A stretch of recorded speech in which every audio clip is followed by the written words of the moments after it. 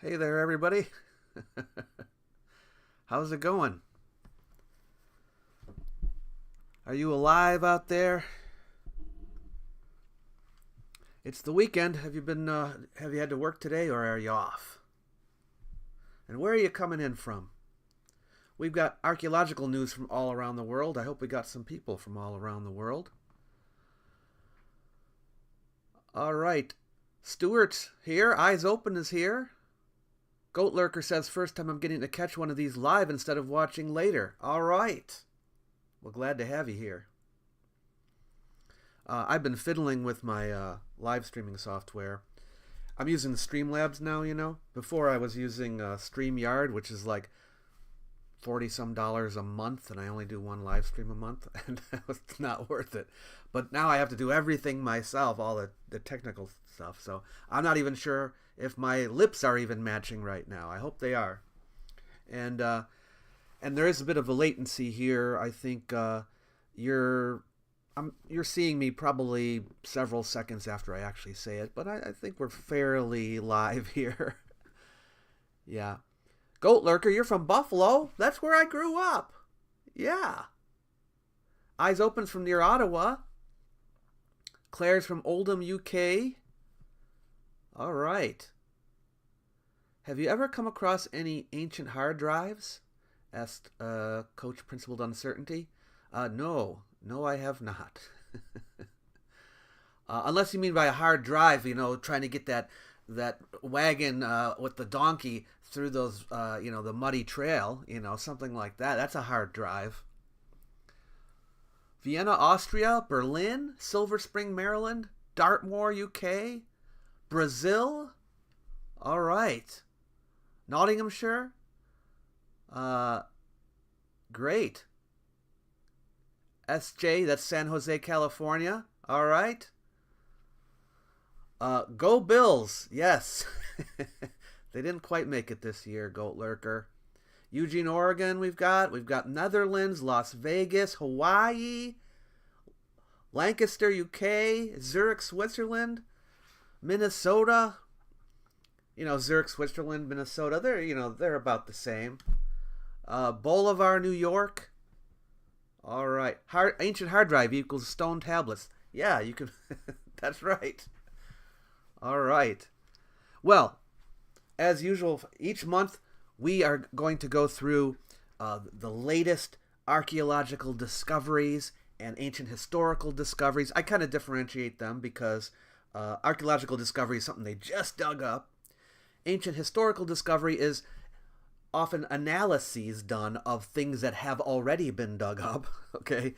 Whether that be ancient inscriptions or just ruins, in order to come up with a new discovery about them. And we have those as well. So, great stuff in store for you today. Oh, we got someone from Thailand, Alabama, Belgium, Connecticut, India, York, PA. Oh, amazing. Well, I'm glad you all could make it. All right, we just broke over 100 viewers. Oh, and by the way, I don't know if you know this. This is the first time I'm doing this. I put in a goal, a Super Chats goal. All right. And now you may know this already, but the way that this channel is supported is through the audience. That's basically it. On occasion, I will do a commercial for some brand, but that doesn't happen a lot, and I don't get a lot. So I rely on you guys. And so I'm trying to encourage Super Chats here. Okay. Now you, of course, can become a patron of the channel if you want to do like $2 a month, something like that. You can go over to Patreon and patreon.com/World of Antiquity to do that. Or you can do something like Super Chats here today. So basically, if we do 15 Super Chats today of any amount, okay, then I will do a special live stream. I've had this idea for a while, but I don't know if you guys will like the idea. But the live stream is basically me looking at ancient history comments in social media and commenting about them. Some of the crazy things you see out there. And it might be fun, We'll just chat about that. If you like that idea, a super chat will get us there. All right. Okay, when do we get to see the Dedunking World of Antiquity celebrity boxing match? I think Dedunking would probably agree to debate me. You know, they have the Modern Day Debates YouTube channel.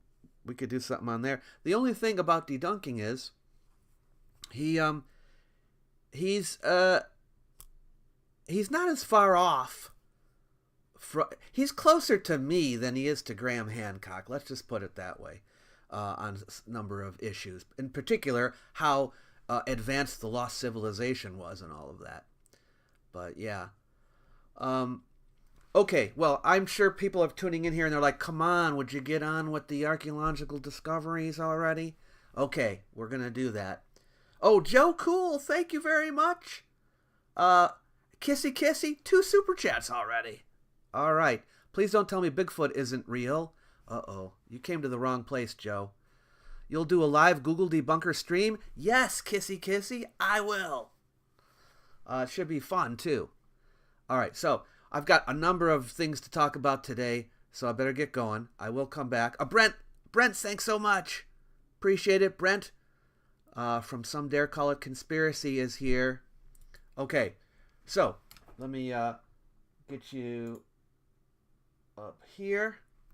All right, so I've curated a bunch of articles of announcements about discoveries this past month. All right, and Pompeii, they're working at Pompeii right now. You probably noticed the last few months there have been discoveries of Pompeii that I've talked about, and they're usually great works of art, like on the walls and frescoes. And this month was no different. Okay, we've got some new frescoes that have been unearthed at Pompeii here, and they're dated to about 40 to 30 BC, it says. All right, and this comes out of the announcement comes out of Rome. But yes, you can see there's a video on it here, but also you can see some photos down here depicting the mysteries of Dionysus, they're called. And I don't know if you know what mysteries are. It's not talking about, Dionysus as a detective trying to figure out who the murderer was. Mysteries, ancient mysteries, and it's not just a general ancient mystery. These are actual cults, I guess you could say, that were only for the initiates, okay, dedicated to specific deities, all right? So the mysteries of Dionysus would be these special rites for Dionysus. You had to be part of the in-group, to be inside and know what was going on, and you weren't allowed to talk about it. Now, Dionysus was worshipped, of course, publicly too, but when we're talking about mysteries, these are just the initiate group that's allowed to do that. But we have some depictions. You might say, wait a minute, why are they painting it on the wall if it's all a secret? Well, some things, of course, people are allowed to know and what they're about. But this is mythology related to Dionysus. And they found it here in one of the buildings in Pompeii. So I thought, there's not a lot to look at here. But the video has a little bit more. But yeah.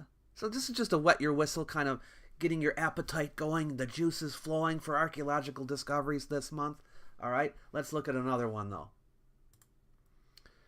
Archaeologists discover a new pyramid from the Corral culture, known as South America's oldest civilization.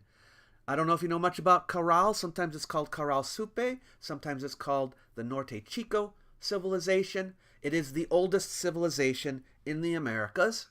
Okay, and a lot of people don't know what archaeologists mean when they say civilization. In fact, so much so that archaeologists are now avoiding the word civilization. But basically, they mean urban society. Okay, and we've already found some pyramids at Corral. I should give you a caveat here. They're not real pyramids. A real pyramid, is an actual pyramid. Okay, they have those in Egypt. All right. These are step pyramids, okay, which aren't technically pyramids, but people call them pyramids, but they're step structures. And this one is kind of a stretch, but it is a new building, okay, found in Sector F of the Chupacigaro. Is it Chupacigaro or I hope I'm pronouncing that right.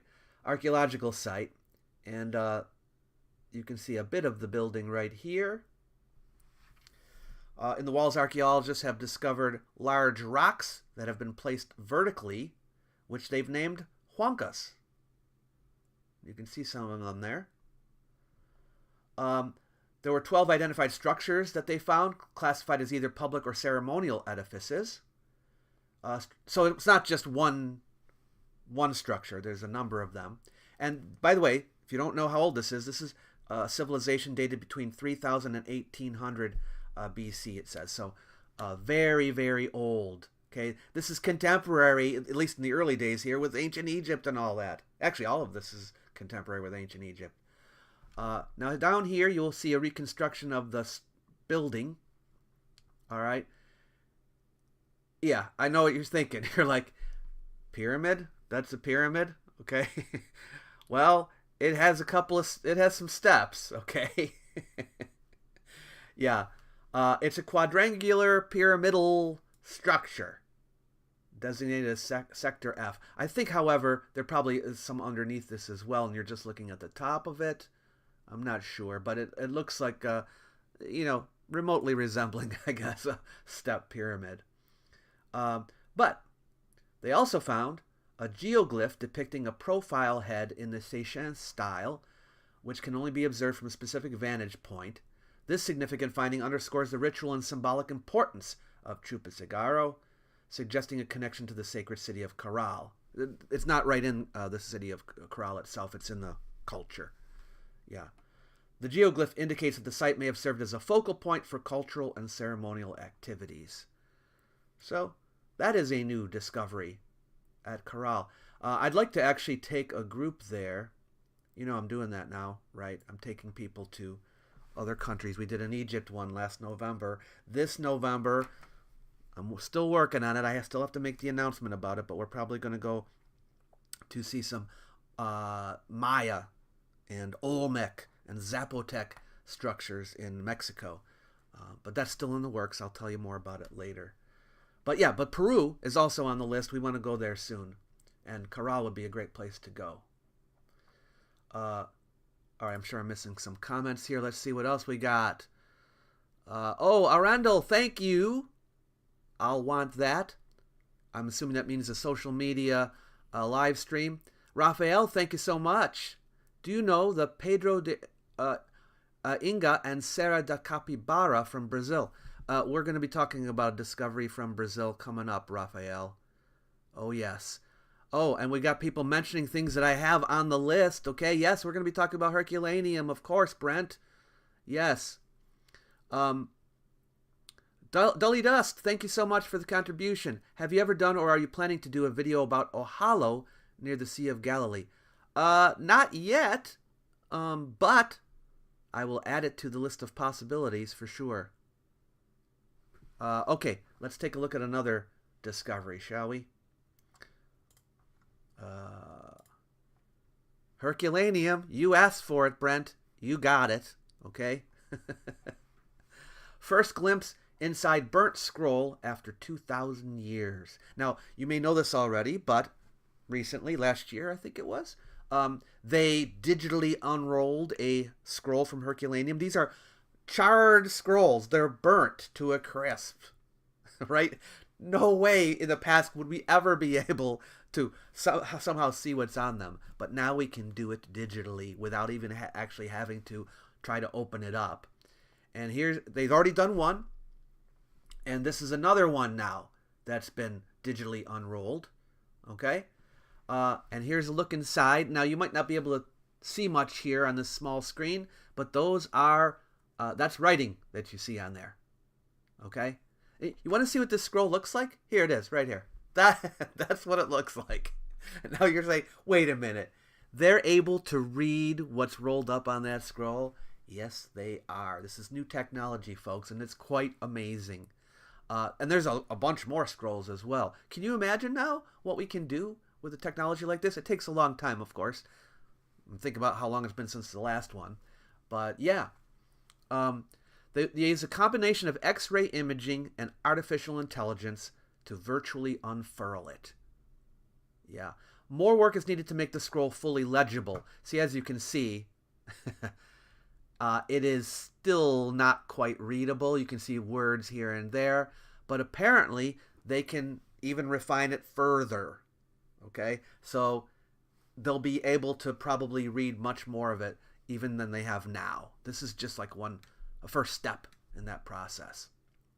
We're confident we will be able to read pretty much the whole scroll in its entirety, and it's the first time we've really been able to say that with high confidence, said Stephen Parsons, who is the project lead. It's called the Vesuvius Challenge. There's a competition, I guess, that's ongoing about unraveling these scrolls. But you can see it close up here. Well, anyway, that's an amazing announcement. Okay, one of my favorites for the month. We have another one here. Origins of the Great Wall go back further than we thought. 300 years. Now, what we're talking about here is not the current version of the Great Wall of China. We're talking about the earlier versions of the Great Wall. They actually continued to build and build it. It got better and better over time. So the one that everyone goes to visit now, that's, from later times. It's not even from ancient times, from medieval times. But there were earlier versions of the Great Wall, which have been excavated in parts of China. And they found a very early version of the wall now, 300 years earlier than they thought the Great Wall was even started. Yeah. How far back does it go? Goes back to the late Western Zhou dynasty and early spring and autumn period. So we're looking at the 700s, 600s BCE. This is how old it is. Okay. Now, I have always taught, when I teach my Chinese history classes, that, it was during the Qin dynasty. The first emperor, he was the one that really got the wall going. But now we've found that out to be incorrect, and the wall had started to be built a few hundred years earlier than that. So, pretty amazing. They excavated it in 2024 from May to December. It's the first proactive excavation of the Great Wall of Qi State. That means during the Warring States period, there was the state of Qi up there in the north, and this is the area that it was in. Yeah. And they did optically stimulated luminescence dating and carbon-14 dating to get the date. Pretty cool, huh? So earlier Great Wall than we thought. And of course, the purpose of the Great Wall, do you know? Well, this was to keep out the Xiongnu, what the Chinese called barbarians, okay? Yeah. And actually, we'll be talking more about them coming up, too, okay? There's another study that came out. Very interesting. All right, I'm going to check back with you guys again. What have we got going on here? Oh, we've got another super chat from Johnny. Thank you so much, Johnny. Appreciate it. Let's see. Library Chamber asks, how close is the history of civilization beginning in the Fertile Crescent to being knocked off in favor of it actually happening at different parts of the planet independently? Well, we still believe that it happened in different parts of we've always believed that it happened in different parts of the planet independently. I think, if you ever heard of the expression pristine civilizations, or sometimes they're called pure civilizations, these are the places that is believed that civilization popped up independently. And there's like 7 or 8 of them. Maybe there are more now. So that's always been the case. But remember, civilization, as I said at the beginning, is urban society. So we have to have evidence of cities for that to be. So, we've got earlier settlements going all the way back to the Natufian culture, but how big were they? Now, there are some other candidates, of course. People will often ask about Göbekli Tepe. So far, there's no evidence that it was a city or it was urban. But who knows what we will find in the future. There are some places up in Eastern Europe, Ukraine, I think, that could possibly be earlier urban society. We'll see how that goes. But yes, there's always a possibility that we will find something, for sure. Things always get revised in archaeology and history. I've heard of it in the Warring States, but not this early. I wonder how they date the wall. Yeah, Thomas, it was OSL and carbon-14 dating, yeah. Jeffrey, thank you so much for the donation. I think we're going to get to those 15 super chats pretty quickly here, folks. Originally I was thinking, should I make it 10? No, I think we could do 15. I think we're doing all right here. All right. Michael, we're going to get to it. We're going to get to it. Don't worry. Okay, we've got it coming up. Would like to see a video about the Yamnaya culture. It's, yes, we can. It's kind of prehistoric, which is a little bit out of my field. But I actually am going to be making a video, Brent, on history of language, the Indo-European languages specifically, and I will definitely be talking about them.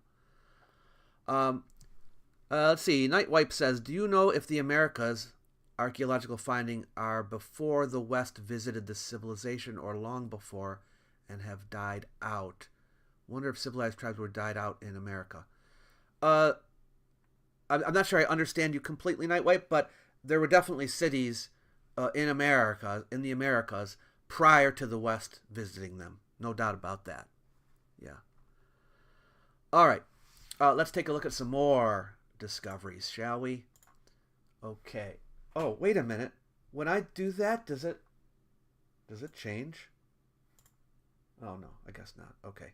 I was worried that you were seeing other stuff. Okay. Oh, here we are. Okay. This is probably the biggest news this month, right? But there's a few things that some people don't understand about it. Okay. All right. Yes. A tomb was found near the Valley of the Kings. It's actually not in the main part of the valley, but a little bit on the outside. All right. But not far. You could walk there. Okay. It's like 2 kilometers away. And this is the tomb of a pharaoh whose tomb we had not known about. We were looking for the tomb of Thutmose II. Now, the thing is, okay, it was found last year. That's when it was announced last year, that the identification of it anyway, that we think this is his tomb. Okay, the British archaeologist Piers Litherland is the one who announced this. There's actually publication on this where he suggested it was Thutmose II's tomb. You might say, well, wait a minute, then why did they just announce it now? They announced it now because now they found confirmation, because they found within the tomb writing, inscriptions that identified it as his tomb, which confirmed what they already thought. So the great discovery was being able to identify the tomb. Okay, and it even has not only his name but also the name of his wife, Hatshepsut. You probably know about Hatshepsut, right? And she ruled after he had died for a while in Egypt, one of the very rare women rulers in Egypt, and she is probably responsible for excavating this tomb for him. Well, of course, it's done during his lifetime too, but you might say it's in terrible shape. Yeah, it's in terrible shape because it got flooded. It got flooded so much after they made it that within about 6 years, I think it was, they had to move it. So during Hatshepsut's reign, they had to move his tomb. All right. Now, here's the interesting part. You can see hear all more about the details on Ancient Architects channel. He did a whole video on this about what we actually know about this. But Piers Litherland believes that during Hatshepsut's reign, they reinterred him in a new tomb. Okay? And this tomb has never been discovered. And he thinks he knows where it is. So but it's very hard to get to. So it's going to take, I guess, a lot of resources and money to get in there. But he says he knows where it is, and they are working on trying to uncover it. Okay? But he thinks it's sealed, which means, potentially, he could find an intact royal tomb. But it won't be completely intact, okay? Because, did you know we have Thutmose II's body? We have his body, his mummy. Okay? That's because later on in Egyptian history, Egyptian priests, in order to protect the pharaohs, their mummies, because they don't want the mummies desecrated. They don't care as much about the valuables. They care about the bodies. They don't want them being desecrated. They collected a bunch of them. They did this a few times in Egyptian history, and they put them in a stash, okay? And this is where his mummy was found, in one of these stashes. I think it was at Deir el-Bahari, which is nearby.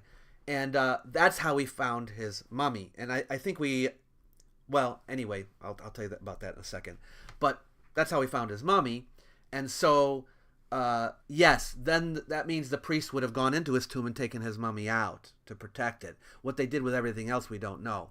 However, Piers Litherland believes that that's not Tutmosis II's mummy, that it's misidentified, and it's actually not him.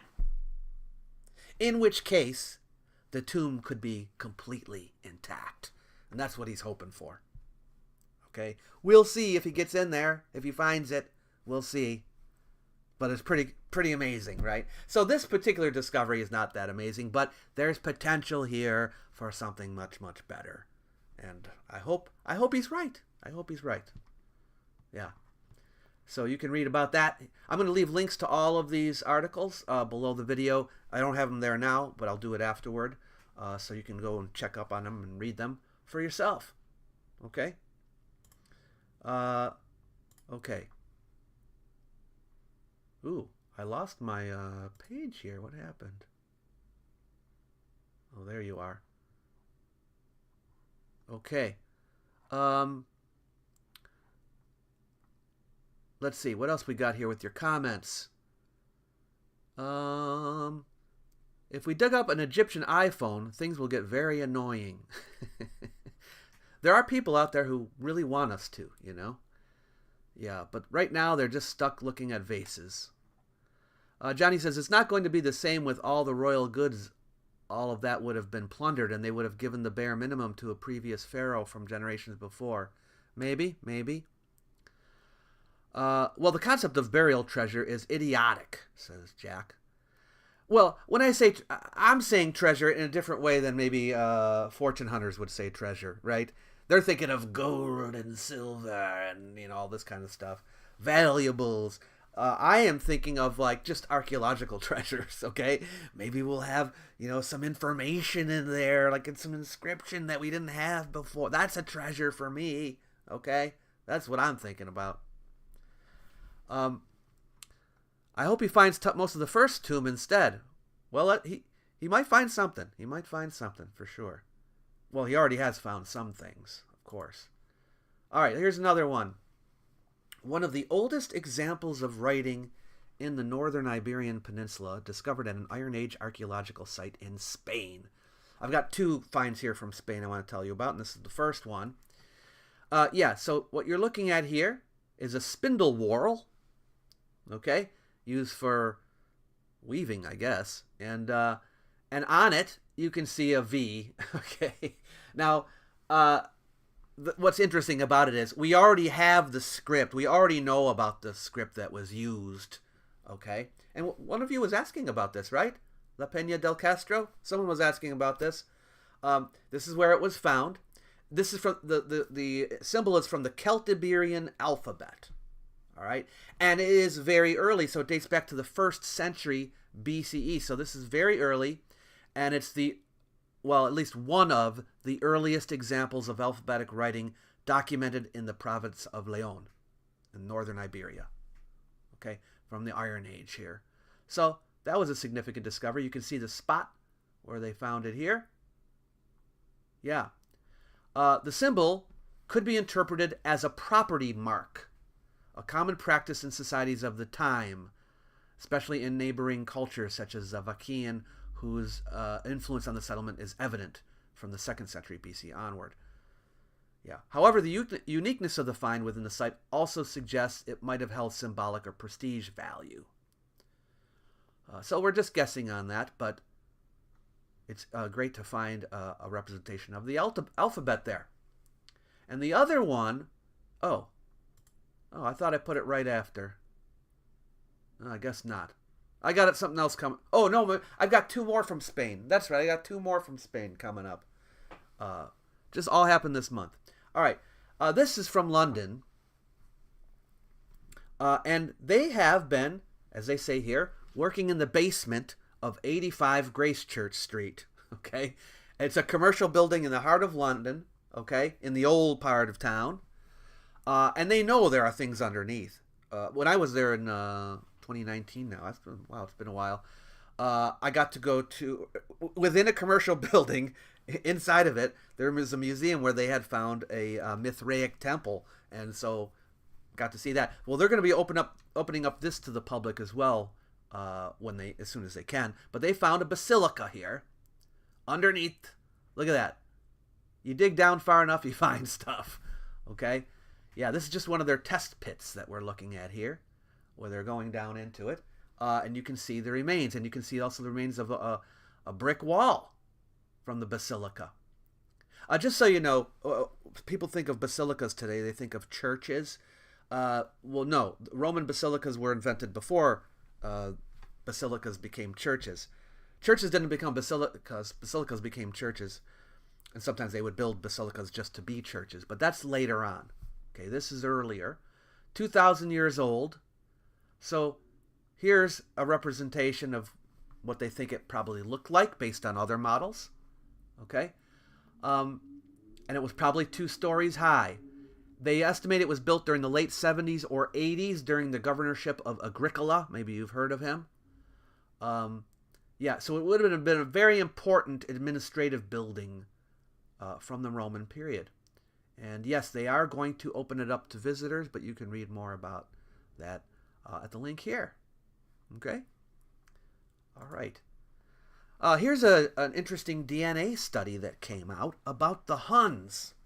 Now, you may be aware of this, but it has long been believed that there was some kind of connection or identity between the Xiongnu, I was just talking to you about them, who lived north of China and who were the barbarians that the Chinese complained about and fought, that there's a connection between them and the Huns, who the Romans complained about, because they say the Huns came from the east, okay?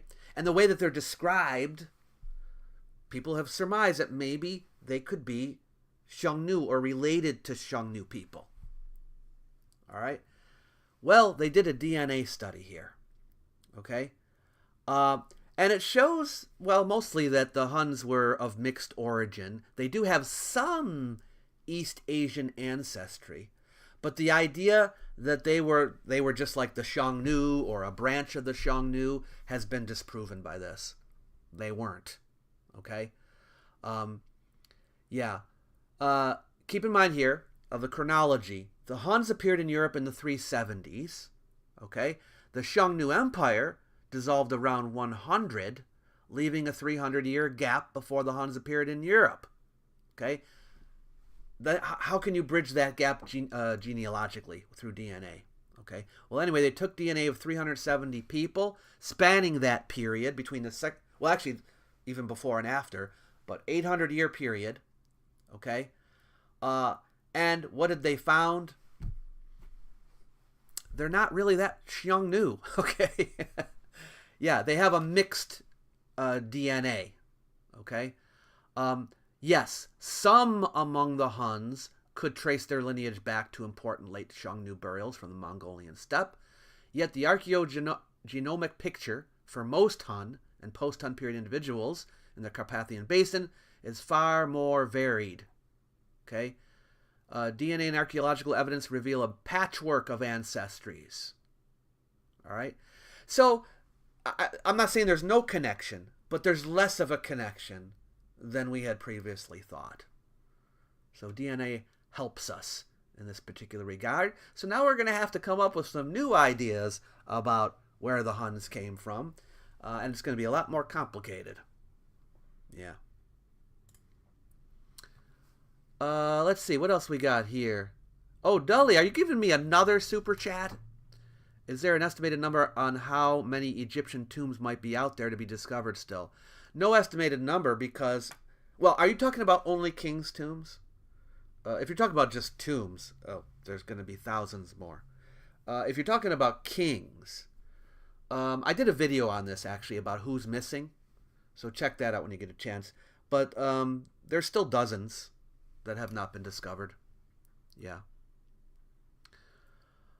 Looks a bit big for a test pit. Steppe people, green eyes, red hair. I think my chat is a little bit behind here for me. Okay. Arendelle is reminding people not to forget to hit the like button. Thank you, Arendelle. We still need 5 more super chats to get the special live stream. Okay, keep that in mind. Oh, by the way, another way you can help, if you want to help, If you're like you don't have the money to become a patron or to even give a super chat, but you want to help where it doesn't cost anything except maybe some time, there is one thing I do need. I need some volunteers to help me with captions. So like I know that YouTube will probably recommend a video more if there are good English captions. I'm just talking about English captions because once I have those and they're correct, and then the AI can translate, all right, to other languages. But I need good English captions that have the names correct and the place names correct and people's names and all that correct. And I have notes, but I don't have it word for word, especially like on my travel videos where we're just walking around talking. I need someone to help me with. I need more than one person to help me with that. So if you are interested in volunteering, contact me, and I will give you some things to do if you want. Okay, but it would help. It would help out a lot. I just don't have the time to do it. Yeah. All right. Oh, now I'm getting chat about the Huns. So this is how far behind you guys are, I guess. Yeah. All right. Let me go to another one. All right. This is a study done on Egyptian mummies. And this is the strangest thing, okay? This is the kind of thing that makes Elon Musk mad about funding going towards, okay? But don't worry, this is not American money, all right? But, yeah, University College London and the University of Ljubljana did a study of how mummies smell. I still put it up here, though, because it's kind of interesting. All right, so they did a study of how mummies smell, and you might be like, well, why would they want to systematically study how they smell? Well, because this is another way of being able to figure out what the methods were for mummification, right? Sometimes, you can analyze things chemically, but sometimes you can find out things about like what ingredients were used in the mixes and all of that from the smell.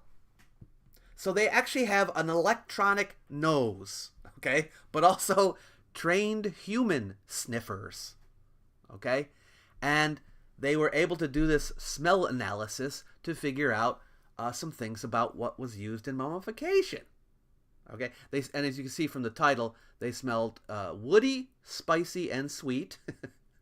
That's not what the study is. A little bit more complex than that, but yeah.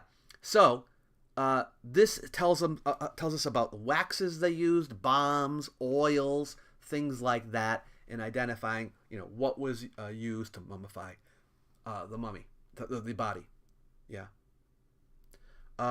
So yeah, okay. So pine, cedar, juniper, gum resins like frankincense and myrrh, things like that were able to be determined through the smell test. Yeah. All right.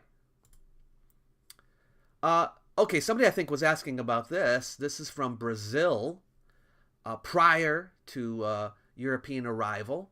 Okay, and what they have found. This is what's the cool thing about archaeology is. You look at things that you find in the ground. You're like, what can this tell you? This can't tell you much of anything. They can tell you more than you think. Okay, and that's what we found over the years, that you can find out a lot from just a little.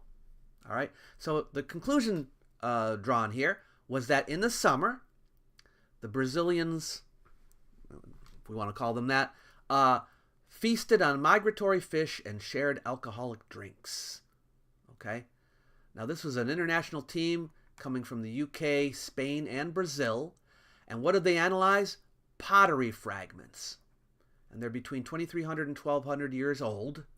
Okay, now, this is an area where there were earthen mounds. You know about mound cultures and things. Well, they had mounds here in Brazil at the time. And they identified some of the earliest evidence of alcoholic drink production. They even could figure out what the alcohol was made out of. Tubers, sweet corn, and palm. And they also had pottery fragments that contained evidence of the processing of fish. Okay, so they believed that these people gathered around the mounds, because that's where it was, and they held these feasts, okay, which used fish and alcohol, all right, in some kind of ritual celebration.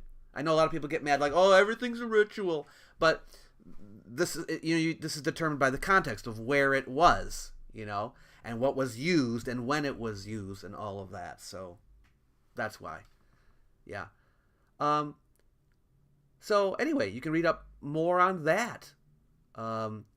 They're saying the early roots of Carnival, as if it came from that. I don't know about that, but maybe there's a connection. Who knows?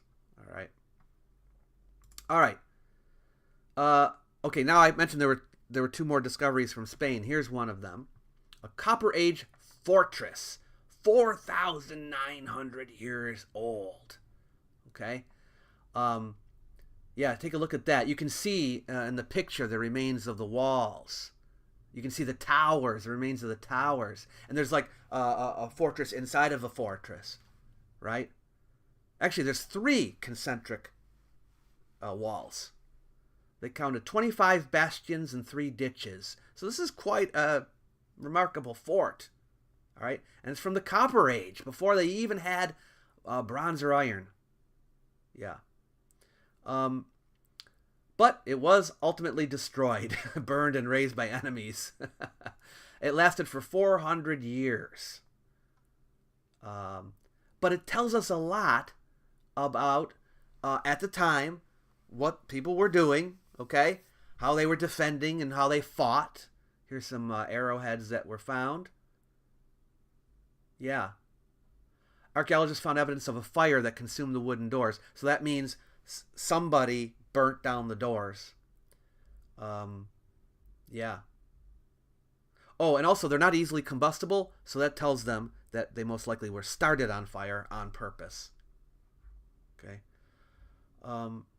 Yeah, and then it was people came back in the Roman period during the 2nd and 3rd centuries A.D. But very cool. So you can see there's a remains of a body. There's a sword next to it. Yeah. So you can read up on that too. The other one from Spain is from the 7th century BCE. Okay.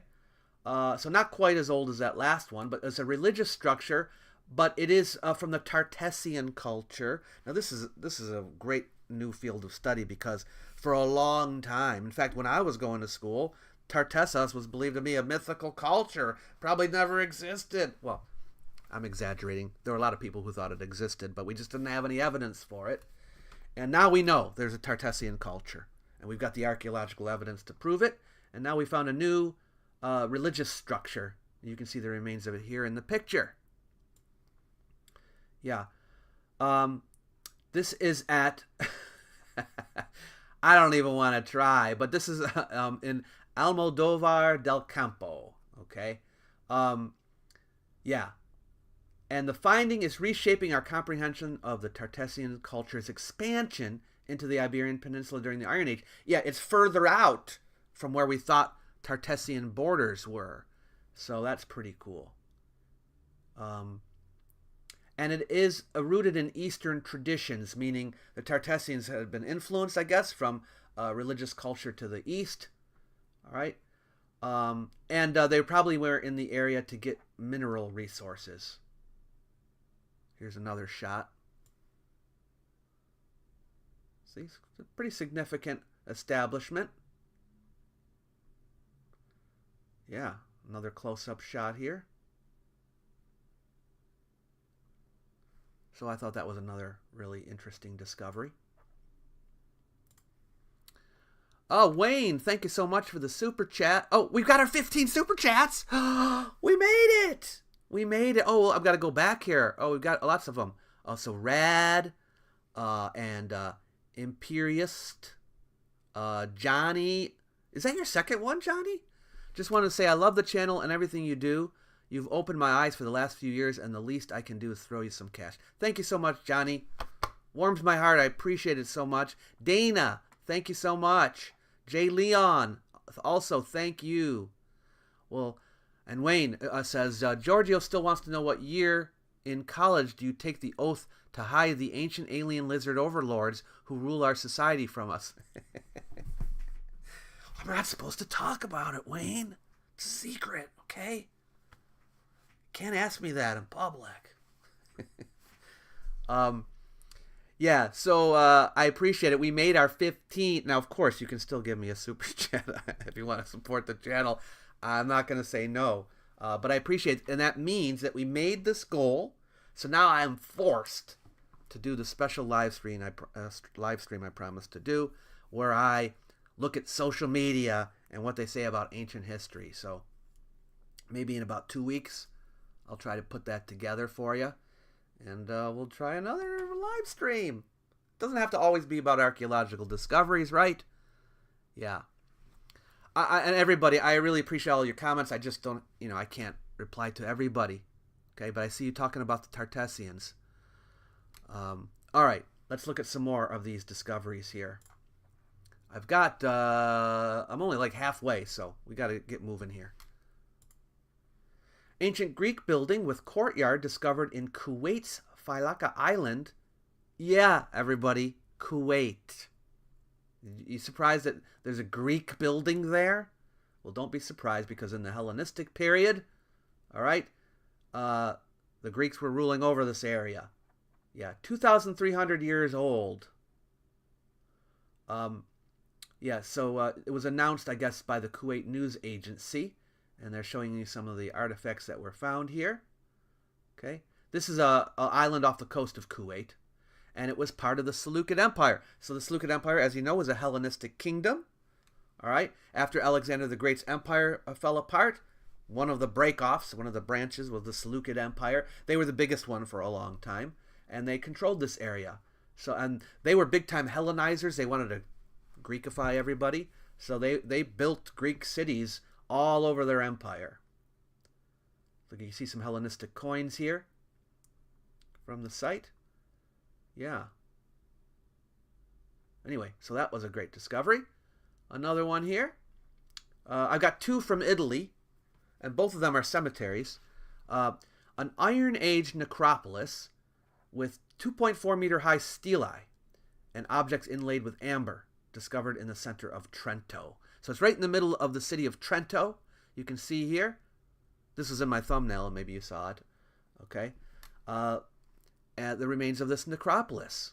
It often happens that, cities just build over the top of things, and this is another one of them.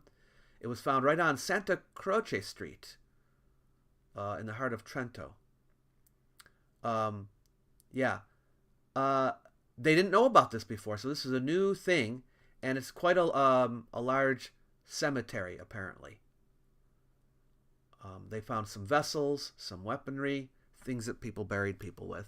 Okay, and it was occupied from the 9th to the 6th centuries BCE. Here's some more of it here.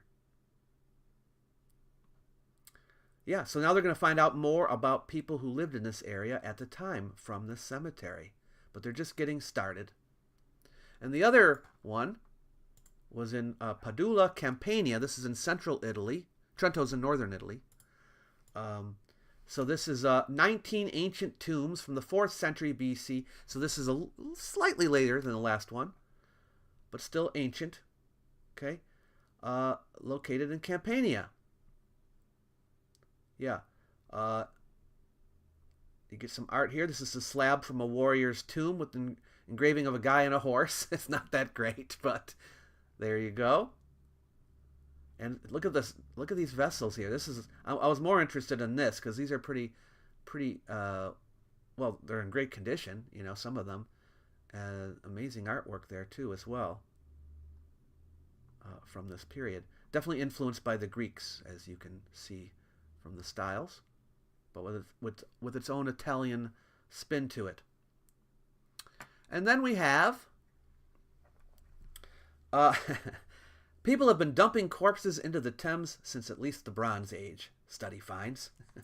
Now, what they've been finding bodies in the river, okay? And, well, anyway, they did a new study of dating these bodies, okay? Look, you can see volunteers cleaning the river. But hundreds of human bones, they say, have been dredged up from the bottom of the river, okay? And actually, this isn't just recently. it's been over the last couple hundred years that they've been pulling bodies out. Okay, but they've been saving them apparently. And there was a study published in the journal Antiquity. They took radiocarbon dates from 30 skeletons, and they found out that they are quite old. Okay, yeah. Now, the important thing about this study was that I'm sure occasionally some people got thrown into the river randomly, okay, killed and thrown in or whatever. But these ancient ones, apparently this was part of some kind of a deliberate disposal of the bodies, not one by one, but actually, there was some method to the madness, so to speak. Okay. By the way, the dates were from 4000 BC to AD 1800, so this is 6,000 years. But most came from the Bronze Age and the Iron Age, and were found in upstream zones of the river. Okay? We can say with confidence that these don't appear to just be bones that have steadily accumulated in the river through time. There really was something significant going on in the Bronze and Iron Ages. Okay? And it's suggested, not really known, but it's suggested that these were ritually deposited into the water. Okay? Because there's so many of them. But of course, that's just a guess. So yeah, so carbon dates reveal some more interesting information. Then we have the Colchester vase. Is it just Colchester? That's how you say it, right? Or is it Colchester? I'm not sure. Some of you UK people can tell me. But anyway, we've had this vase for a while, but there's been a new analysis done of it. It's dated to AD 160 to 200, it says. Okay? And it's got a really cool depiction of gladiators on it. All right? But the new study has found that this is not like generic gladiator combat being displayed on the vase, but this is a specific gladiatorial event that took place. Like, these are real people being depicted here, an actual real gladiator fight. Okay? See, it's more than just a decorative artifact. It is suggested to be a commissioned piece that documents a real combat event that took place in the city. Okay? Because it has names on it.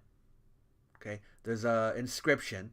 Now, I'm assuming they must have seen the inscription before, but apparently this is a new thing that they discovered.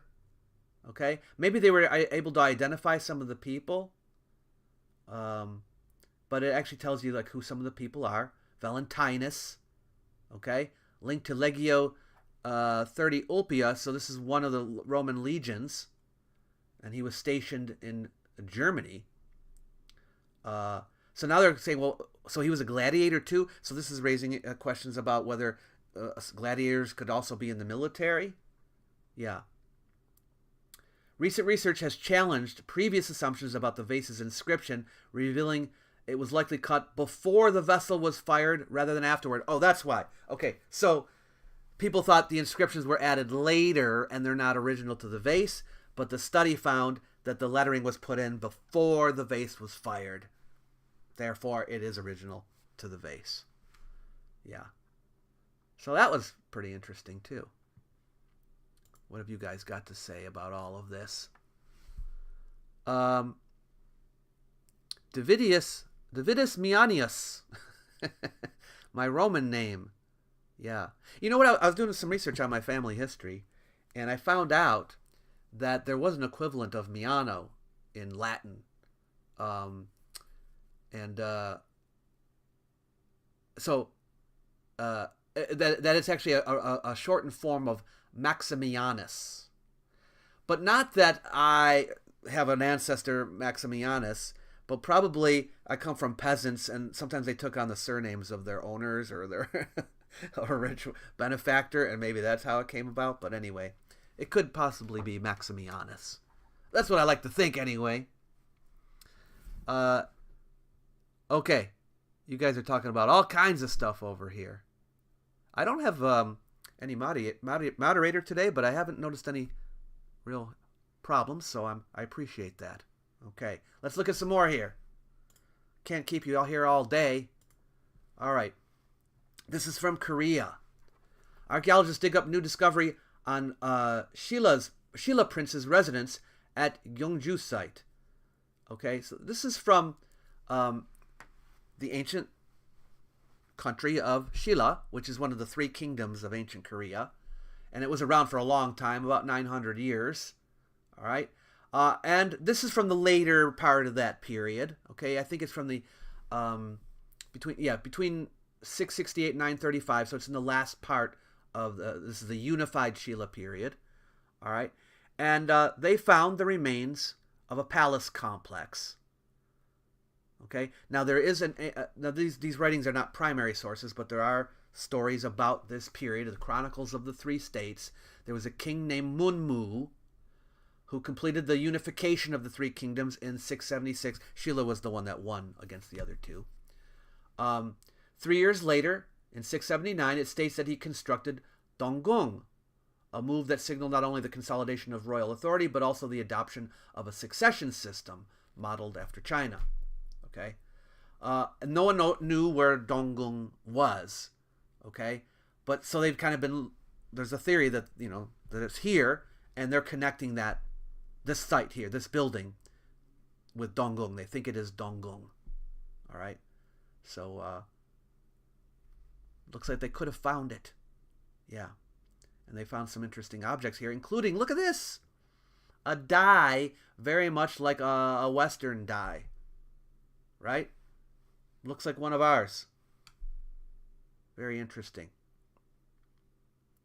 And you can see some more images of some of the things they found in the palace. All right.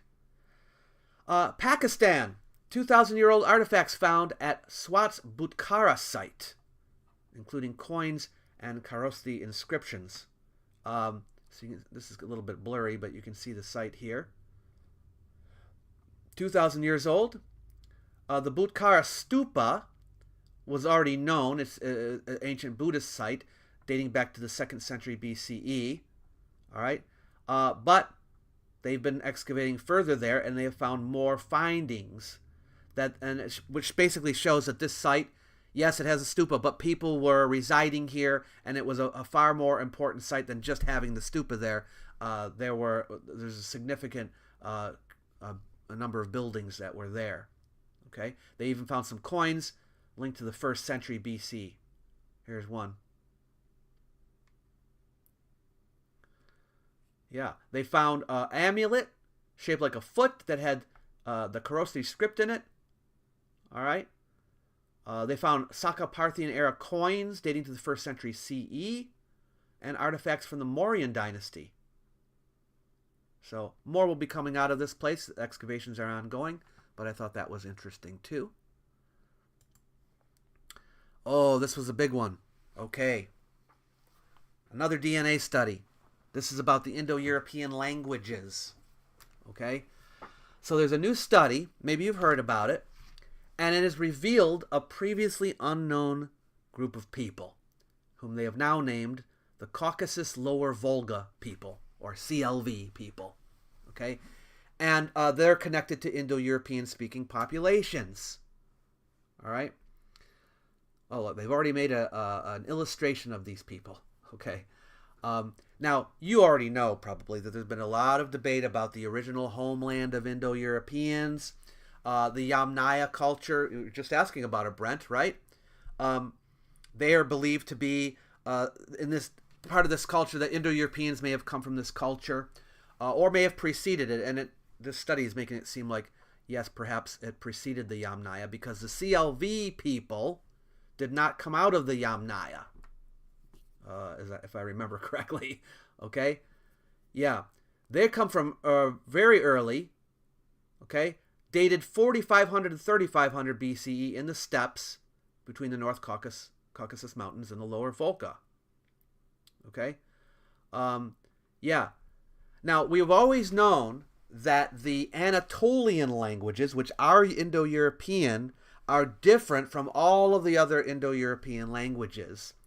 And so it was surmised that either they came first or maybe they were an early branch of it or are the earliest branch. They are the earliest branch of it. But now they're thinking that the CLV people could be the ancestors of Indo-Anatolian languages. Okay? And maybe even all Indo-European languages. So this is going to throw another bunch of data into the mix, and we're probably going to get a bunch of new theories. Okay, let me just mention this: that just because the origins of the Indo-Europeans are debated, okay, this doesn't mean that they could have come from anywhere. All right, we have it narrowed down to a few places, but they couldn't have come from anywhere. So I know there are people who want to argue that they came from India, but that's highly unlikely based on the evidence that we have. And I have a video that's going to be coming out on that subject later, in a few months. Yeah. Ancient Sarmatian burial sites discovered in Atirau region. I'm not sure how to pronounce it. Yes. So this is from the 5th century BCE, okay, and you can. Well, there's a little bit of a. Can I show you the map? Here we go. Okay, we're in Kazakhstan, okay, and this is where it is located. All right, you can see some of the things that were discovered. But the interesting thing about it, and this is the reason why I thought I'd mention it, is, and excavations have been going on there for a while. The reason is because the borders of the Sarmatian people, where they were believed to have settled, were not in this area. So we now have to expand where the Sarmatians are believed to have resided. So this is like a new area for the Sarmatians. So that's pretty interesting. There's a lot that's been coming out of this region lately. And I don't know if it's because, it's opened up more now. We know what's going on there. And during the Cold War, of course, we didn't know anything that was going on there archaeologically, and now we do. But lots of work has been going on in this area. And so, we're finding lots of new things. All right. I have 2 more things to tell you about, but let me check in with you guys again. Maiden's DE says, I had a waking vision, my only ever, of an intact ancient Egyptian royal tomb below the sands. My only vision ever. Probably just my imagination, but maybe I'll get more hints when I visit Egypt. Oh, interesting. What? You don't know whose tomb it was, though, huh? It could have been any. Interesting. Imagine believing in Atlantis with 0 physical evidence. Well, some people think they have physical evidence. Like, look at these vases. Oh, they must have been from a lost advanced civilization because they're made so well. Yeah. So the Sarmatians were a seafaring folk? They're not generally thought to be, but you never know. Kazakhstan have a ton of money from oil. Oh, do they have a lot of oil there? I know more about ancient Kazakhstan than I do about modern Kazakhstan. All right, let's look at their last 2 here. Fragments of the world's oldest known runestone discovered in Norway.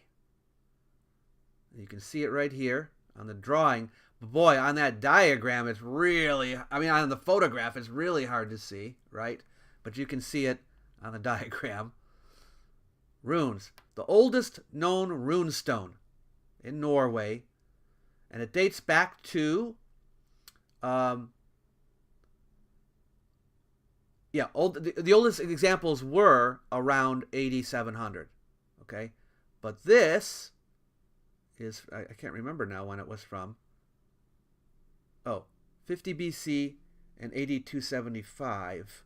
Yeah, so this is a lot earlier than 700 AD, right? Yeah, a lot earlier. Between 50 BC and AD 275. Okay, so the oldest to date. Yeah, this discovery invites a new perspective on the runestone, raising intriguing questions about the nature of the unidentified symbols.